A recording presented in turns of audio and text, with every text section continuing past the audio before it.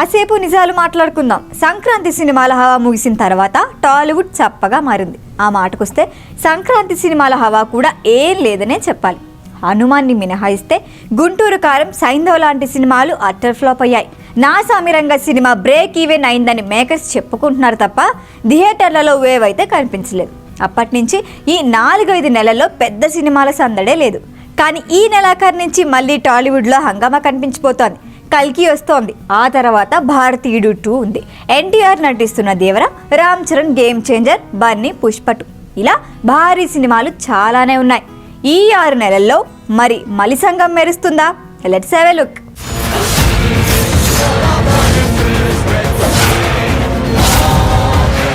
ముందుగా సంక్రాంతి తర్వాత టాలీవుడ్ పరిస్థితి ఏంటో ఓసారి చూద్దాం.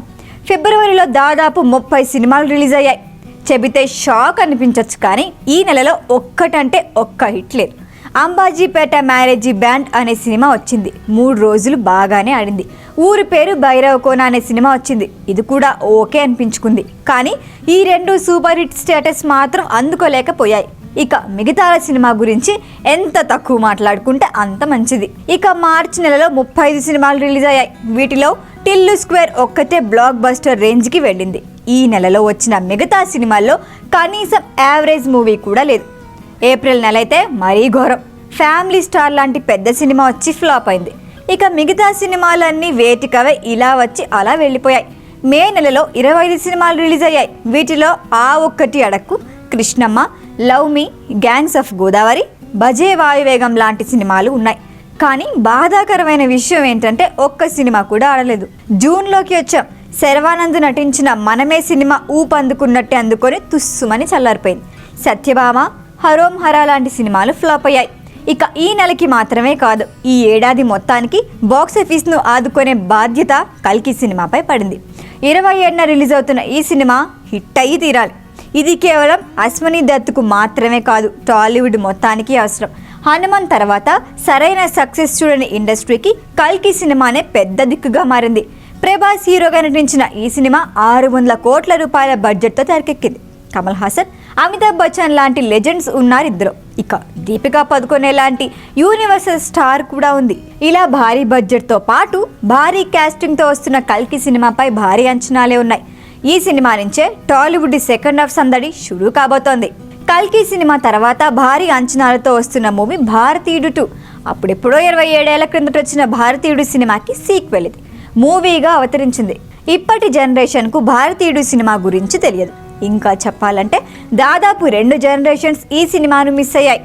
ఈ హైటెక్ యూత్కు కనెక్ట్ అయ్యేలా సీక్వెల్ తీశారా లేదా అనేది జూలై 12న తేలిపోతుంది. శంకర్ ఏది చేసినా తీసినా భారీగానే ఉంటుంది. భారతీయుడు 2 కూడా అలానే ఉంది. మరి కమల్ హాసన్ హీరోగా నటించిన ఈ సినిమాలో సిద్ధార్థ్, కాజల్, రకుల్ ప్రీత్ సింగ్, ఎస్జే సూర్య, ప్రియా భవానీ శంకర్ ఇలా భారీ తారాగణం సెట్ చేసి పెట్టాడు. పాటల కోసం అనిరుద్ధ్ను తీసుకున్నారు. దీనికి తోడు సినిమా కోసం భారీ సెట్స్ వేశాడు. ఇక ఈ ఏడాది మోస్ట్ అవైటింగ్ మూవీస్లో ఒకటైన దేవర్ కూడా ఈ ఏడాది సెకండ్ హాఫ్లోనే వస్తోంది.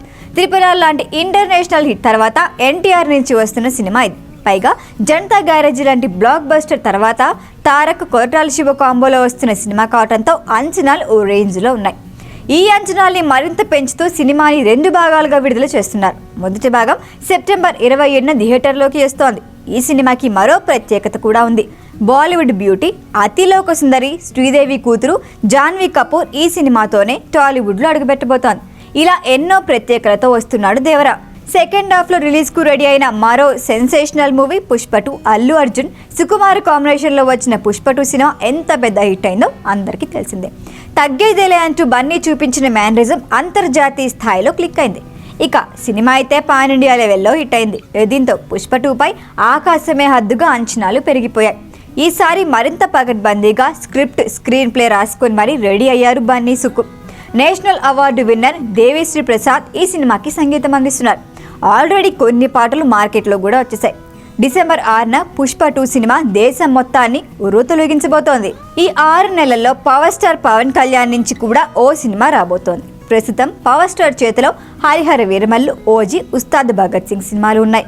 వీటిలో హరిహర వీరమల్లు సినిమాని తాజాగా 2 భాగాలుగా చేశారు. ఇందులో మొదటి భాగాన్ని ఈ ఏడాదిలోనే విడుదల చేస్తామని మేకర్స్ ప్రకటించారు. రిలీజ్ డేట్ మాత్రం ప్రస్తుతానికి అనౌన్స్ చేయలేదు. పవన్ ఈ సినిమా సెట్స్ పైకి రావాల్సి ఉంది. అతడు సెట్స్ పైకి వచ్చిన తర్వాత రిలీజ్ డేట్ బయటకు వస్తోంది. పవన్ కెరీర్లోనే ఫస్ట్ పీరియాడిక్ మూవీ ఇది. ఇందులో పవన్ దొంగగా కనిపించబోతున్నాడు.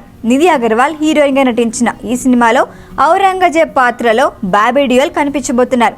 కీరవాణి సంగీతం అందిస్తున్నారు. ఈ సినిమాలతో పాటు డబుల్ ఇస్మార్ట్, సరిపోదా శనివారం, రాబిన్ హుడ్, థండేల్ సినిమాలు కూడా ఈ ఇయర్ సెకండ్ హాఫ్లోనే రాబోతున్నాయి. రామ్ పూరి జగన్నాథ్ సక్సెస్ఫుల్ కాంబినేషన్లో ఇస్మార్ట్ శంకర్కు సీక్వెల్గా వస్తోంది డబుల్ ఇస్మార్ట్.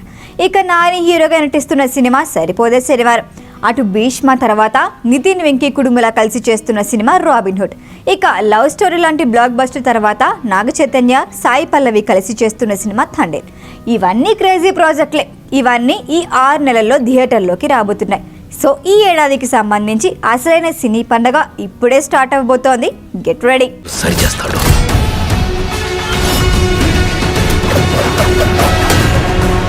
ఈ వీడియో కనుక మీకు నచ్చినట్టయితే లైక్ చేయండి, షేర్ చేయండి, సబ్స్క్రైబ్ చేయండి. అలాగే పక్కనే ఉన్న బెల్ ఐకాన్ని క్లిక్ చేయండి.